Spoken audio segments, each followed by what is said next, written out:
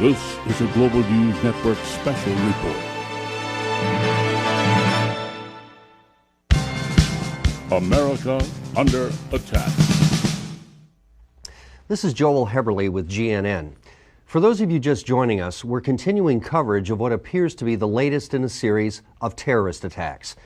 In Oregon, about 1 hour ago, 2 truck bombs penetrated the security perimeter of the Bonneville Power Administration's Eugene Star complex, causing massive destruction at both the Celilo converter station and the Big Eddy substation. Speaking on the condition of anonymity, a local official told GNN that the explosion has had a larger than expected effect on the western portion of the North American power grid. 7 states are experiencing widespread blackouts, with localized outages reported in 5 additional states, as well as 2 Canadian provinces and northern Baja California. Computer systems should have detected the sudden loss of Celilo and Big Eddy and allowed the individuals in charge of monitoring the electric grid to take necessary actions to maintain system balance. Early reports from system operators indicate that the alarms that notify them of problems didn't work, causing some to speculate that this attack may have had a cyber component. Now, at this point, it isn't clear if the cut fiber optic cable in Utah has contributed to the cascading blackout. Also unclear is just how quickly the power will be restored in the western United States. It appears that this is just the latest in a series of terrorist attacks against critical U.S. infrastructure.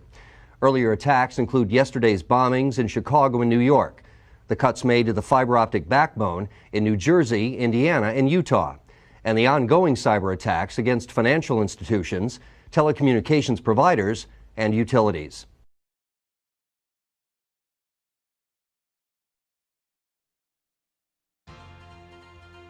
Live from Studio C in Washington, D.C., this is the Global News Network.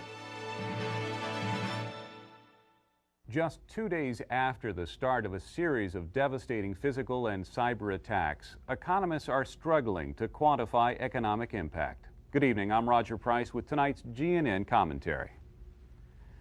Quantifying the impact this series of terrorist attacks will have on global economics is proving difficult as interdependencies both within and across critical infrastructure sectors are becoming more evident. Localities, institutions, and individuals far removed from New York City, Chicago, and Oregon, the sites of the physical attacks, have been significantly affected. The cyber component of these attacks has amplified their physical effects, slowing response and recovery. Today, we're learning that a new series of worms has started spreading across the internet. Experts are predicting that these worms will be far more damaging than the epidemic of August 2003. When the likes of Blaster, Nachi, and So Big F raged across the internet.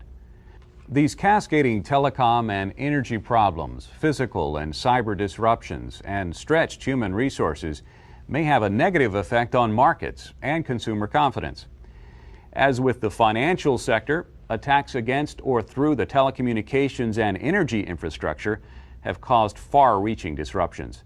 Disruptions that have served to reinforce on a broad scale America's reliance on those critical infrastructures for its economic prosperity and national defense.